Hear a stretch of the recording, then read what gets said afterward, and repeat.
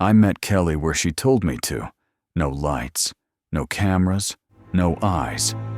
Down by the river trail that used to be a lover's walk, before the town learned what it sounded like when a scream hit water and didn't come back.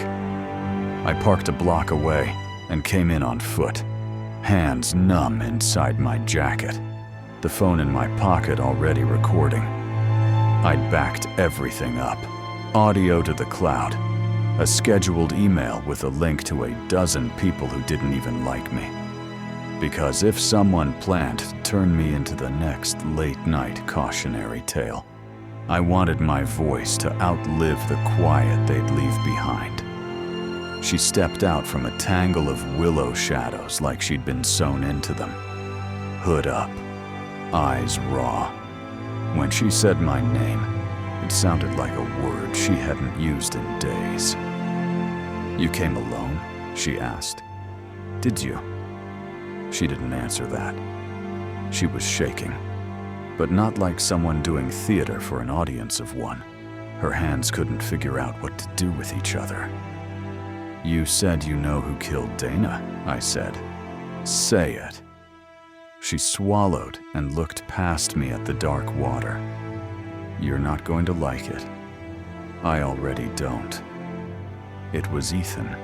The bottom dropped out of my stomach, and I waited for it to hit something and it didn't. I heard my own breath leave me. "You saw him?" "Not the knife," she said, quick, as if the shape of the word could cut both of us again. "But you don't have to see everything to know what you know." They fought. He grabbed her arm. She fell. She hit the edge of the dumpster. She was bleeding and Kelly's voice frayed. He panicked. I panicked. He said we'd fix it. He said we'd get help. "Then why did you meet a man in a closed theater and talk about cleaning it up?" I said, and I saw the moment her pupils widened, because she hadn't figured I'd been 3 doors down when she said the quiet part out loud in the dark. "You were there?"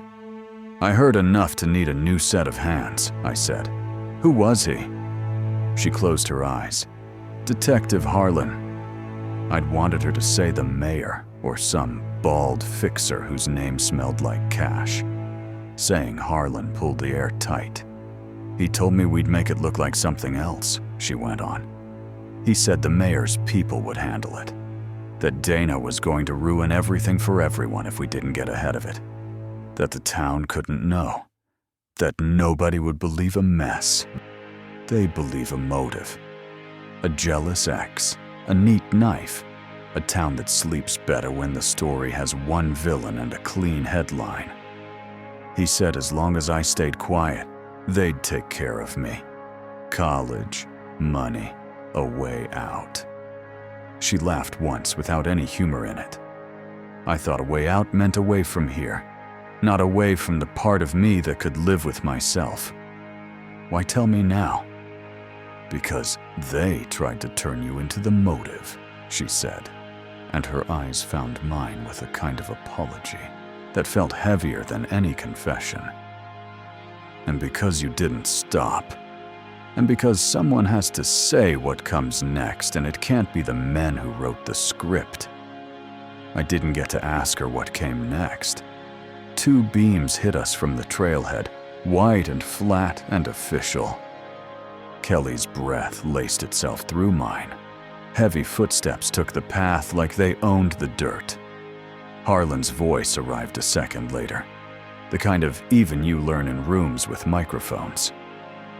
"Marcus," he said. Easy, like we were old friends at a fish fry.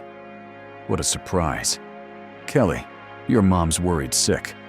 Let's go." Kelly didn't move. I took half a step to put myself between her and the light slid around me like it had somewhere else to be. Harlan's face came into focus. Handsome in the way men on billboards are handsome. Precise. Manufactured. There were 2 uniforms behind him I didn't recognize and didn't want to. "You're out late for a man with a recent explosion problem," Harlan said.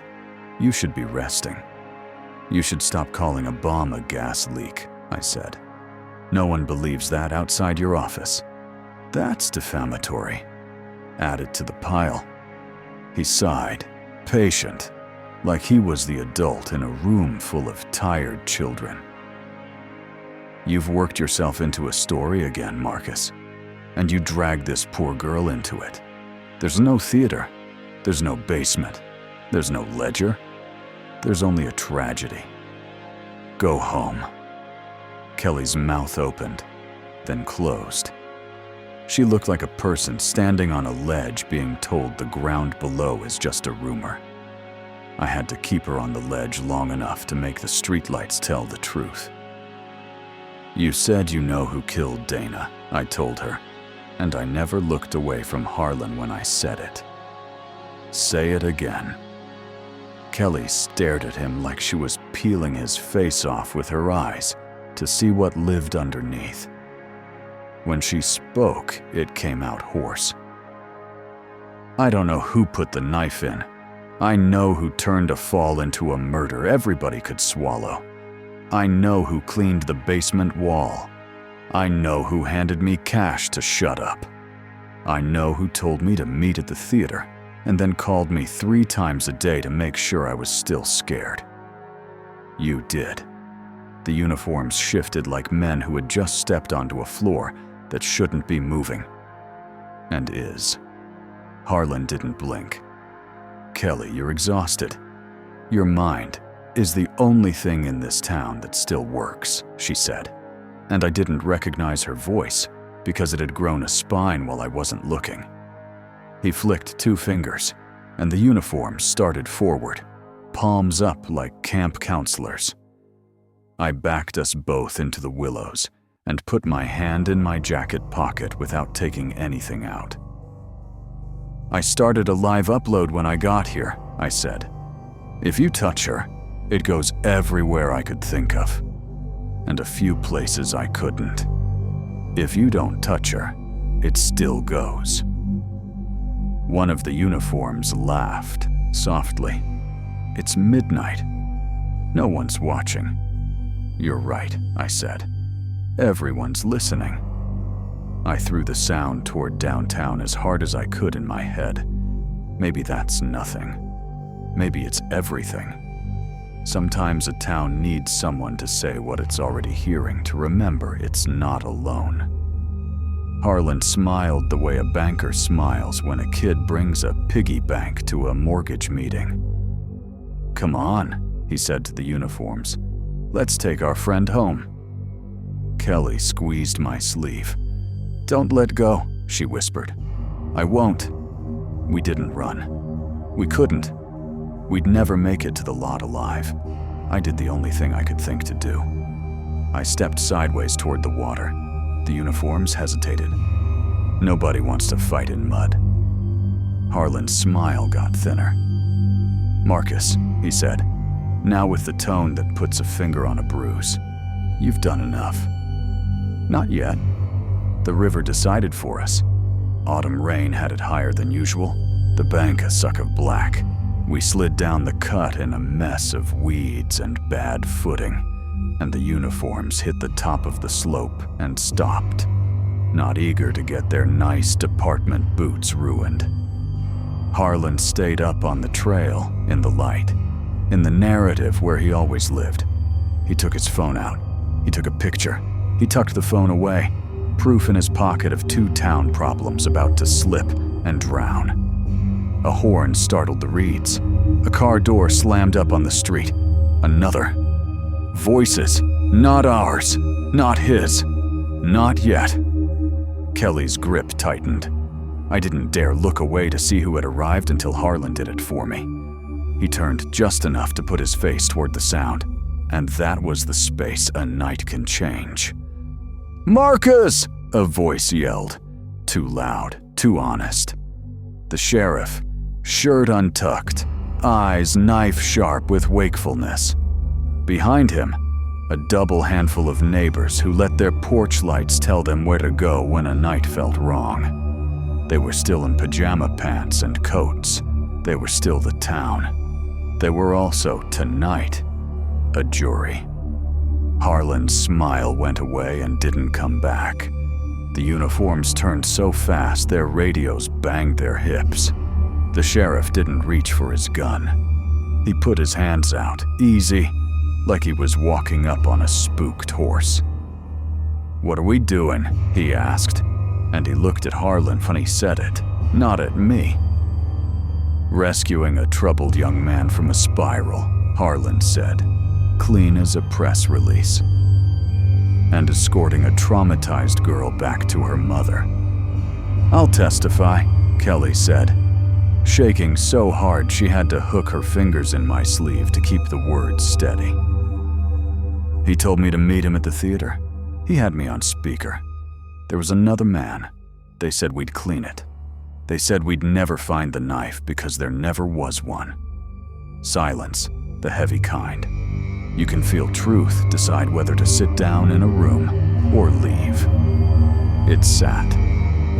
The sheriff looked at Harlan a long time. "Is that true?" he asked, like a teacher asking a boy if the spitball on the ceiling is his. Harlan laughed. It sounded wrong in his mouth, dry and high. "This is insane." "Could be," the sheriff said. "But I still want to know why my evidence room logged you out at 2 in the morning, the night Marcus's car turned into fireworks." "My what?" "The log," the sheriff said, patient as a rope.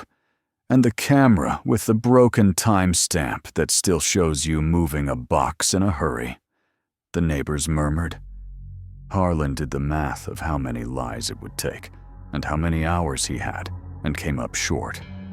His jaw worked, his hands flexed, and then they went flat, palms out, surrendering, but not to us. To a plan B we hadn't seen. We saw it when a black SUV drifted down the block with its lights off and bumped to a stop without killing the engine. Doors opened. The kind of men who don't belong to towns got out. The mayor got out behind them. Caldwell looked smaller without a microphone, like money had been part of his bone density, and somebody had taken some. He didn't raise his voice. He didn't have to. He had other people to do that. He put his hands in his coat like he was cold and looked right past all of us at the water. "This doesn't have to be public," he said. "Let's be reasonable." "Reasonable would have been not killing your daughter," I said, and the sentence left a taste like a penny. He flinched. Not at killer, at daughter. "I didn't," he said. And it wasn't a denial so much as a prayer he'd been saying so long he'd forgotten it was supposed to be aimed at a god. "Maybe you didn't," I said. "Maybe you just hired the part where it looked like something the town could sleep on." He didn't deny that either. He kept staring at the water, like he expected it to hand him back some version of himself that could walk through morning. The sheriff moved sideways to put himself between the SUV and the slope. He didn't wave his neighbors forward. He didn't have to. They stepped into a loose line without thinking, bodies learning a shape before a brain could name it. "I need you to put your hands where I can see them," the sheriff told the mayor. Caldwell's mouth twitched. "On what grounds?" he asked. And even at midnight, and even with 24 witnesses, and a smell of river and fear in the air, he still thought the right combination of words could make a door appear where a wall was. "On the grounds that I'm tired of you using our fear like it's your personal bank," the sheriff said. "On the grounds that if there's a courtroom in the morning, it should be because we chose it. Not because you did." The men from the SUV didn't reach for anything. They weren't stupid. Not here. Not in front of a chorus made of porch lights and bare ankles. Harlan didn't look at Caldwell. Caldwell didn't look at Harlan.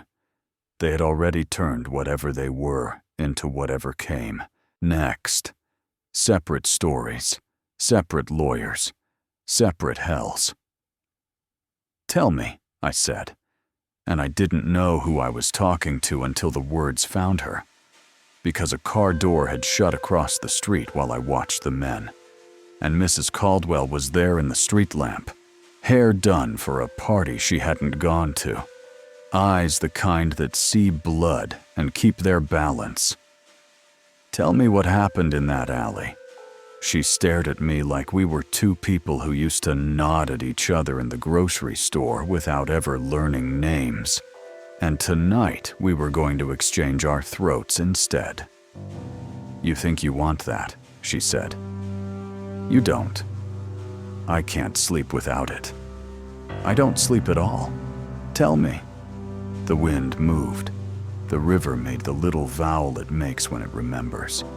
The sheriff said nothing because the town needed a different instrument now. Mrs. Caldwell held herself together another 3 seconds and then let go. "She fell," she said. The words came out flat, like cut stone. "They fought, and she fell, and she was bleeding, and my husband called me because he didn't want a picture of himself kneeling in the alley over her body to exist in the world." She laughed, a little unhinged bell. "The mayor of this town, always the angles." Caldwell closed his eyes. He didn't stop her. "I ran," she said. "I ran because I thought I could fix it. I thought I could put her back the way she was before the secrets and the men and the boardrooms that smell like whiskey and shaving cream. She was my baby." I pressed my hands there. She touched her own throat, an old reflex. And I told her we were going to the hospital, and she said no. She said, "Don't let them see me, Mom, please. Don't let them see me like this," and her mouth shook. I did what she asked. I made it look like something else. I called the detective. He told me what to do. He told me what to say. He said he'd handle the rest. He said I'd be helping her legacy. He said the town would love her more if they were allowed to be angry.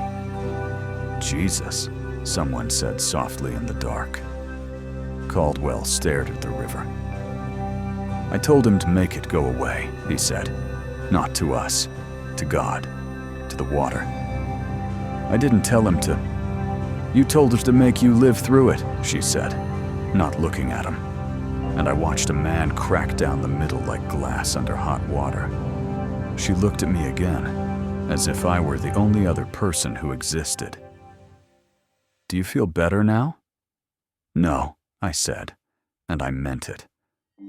"But I can breathe around it." Kelly was crying without sound next to me.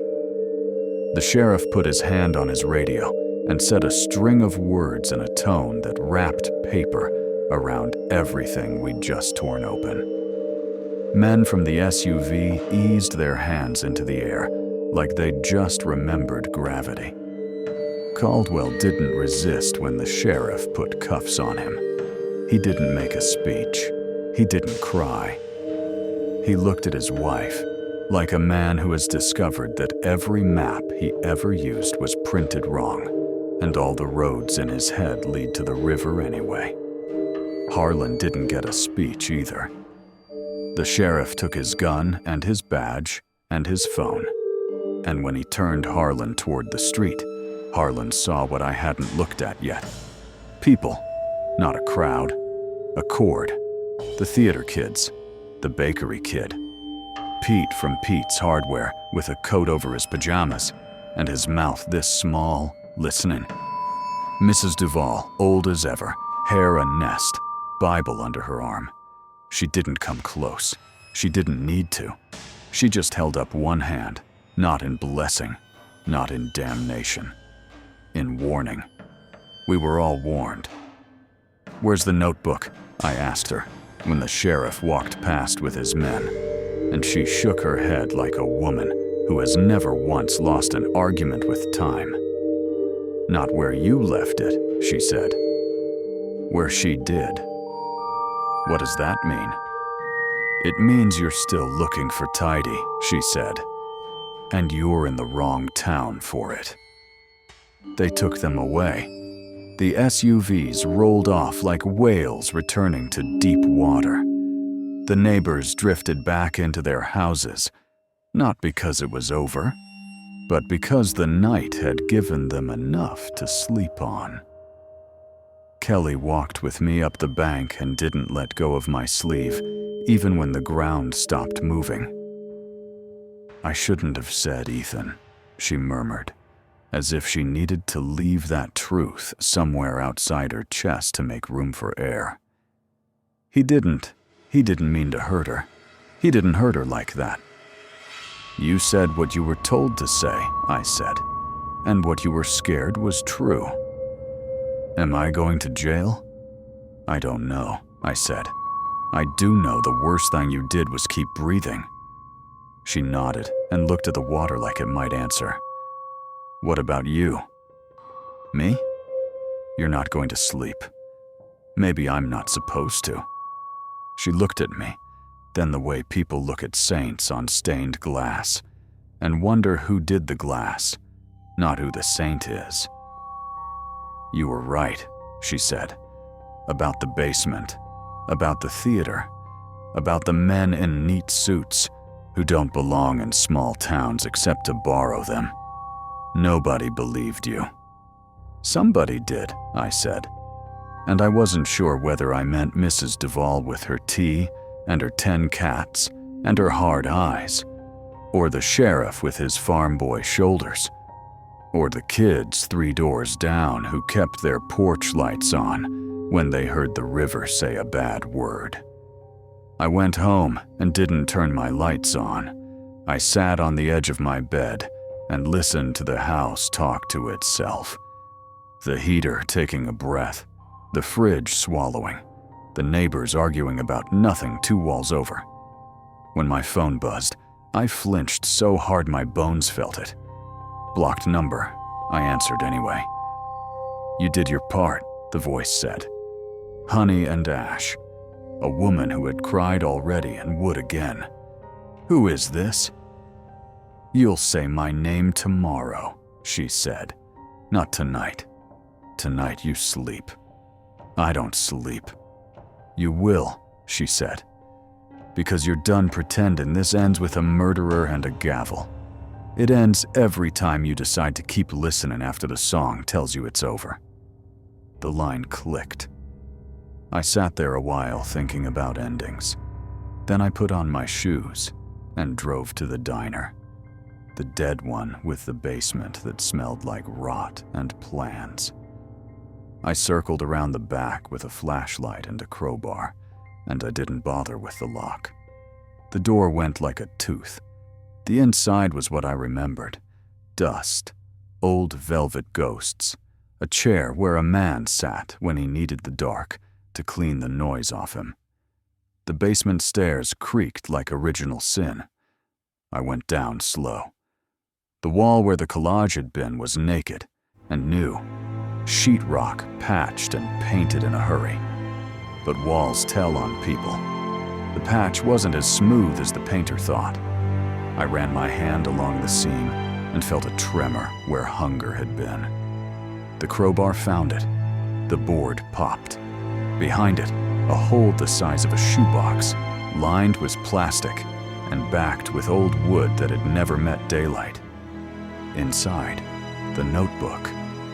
Not the one I'd had in my jacket when my car bloomed into fire. The one from before that. The one Mrs. Duvall said existed if I kept believing it did. It smelled like dust and cheap perfume, and nights left on the porch to air out. I flipped it open, and there she was. Dana, in her unpretty hand, not writing for posterity, but to keep herself from exploding. Dates, plates, money. Codes that weren't codes, so much as a girl teaching herself how to make sense of men who won't say the quiet part until they need you to say it back. I stood there with that book and the weight of it in my hand, and felt something that wasn't victory and wasn't peace. It was the little yes a town makes when it stops lying to itself for a minute. It wasn't loud. It didn't need to be. In the morning, there were statements and charges, the mayor's face on the news with a headline he couldn't spin, the district attorney scrambling to call the whole thing a misunderstanding until the vent in his office gave him away, Detective Harlan in cuffs that didn't match his shoes, Mrs. Caldwell sitting in a chair telling the truth to a room full of microphones, while her lawyer tried to turn gravity off and failed. Ethan with his head in his hands, not a killer, just a boy who didn't know how hard the world could hit until it did. Kelly on a bench outside the courthouse with the sun on her face, like she hadn't felt heat in weeks. People messaged me like I'd saved something. I hadn't. I'd refused to sleep through it, that's all. I'd learned the difference between a lullaby and a song for staying awake, and played the wrong one loud enough to annoy the men who live on nap time. When I finally closed my eyes, late, after the last camera left and the last cousin from another state posted their opinion, I heard the river in my head, and the alley, and the theater, and the click of the diner's door, and the sound a town makes when it decides to keep its eyes open at midnight. I thought about Donna and her notebook, and her tired mother, and her awful father, and the long line of men who think fear is a currency that spends forever. I thought about Mrs. Duval's hand in the air, and the sheriff's shoulders, and Kelly whispering, "Don't let go," and Ethan saying I didn't mean to, and meaning it. I didn't think about heroes. Heroes are part of the lullaby. I thought about dishes and sinks and porch lights, and the way a heater coughs right before it remembers how to work. They say you never really know a person until you've seen them with blood on their hands. Maybe. I think you never really know a town until you've heard it argue with itself and choose not to go quiet. Dana's gone. That part won't ever be a neat story. But the echo of her didn't fade into the water. It stayed. It stayed in the pages of a notebook, and in the throats of a choir, and in the way we all started watching the theater doors again when we walked past at night. It stayed in the part of me that keeps the porch light on even when I'm too tired to sit under it. It stayed in the space where a lullaby used to be. And when the wind came in over the river and touched the willow leaves just right, it sounded like a voice I knew saying, "Keep listening, keep listening, keep listening."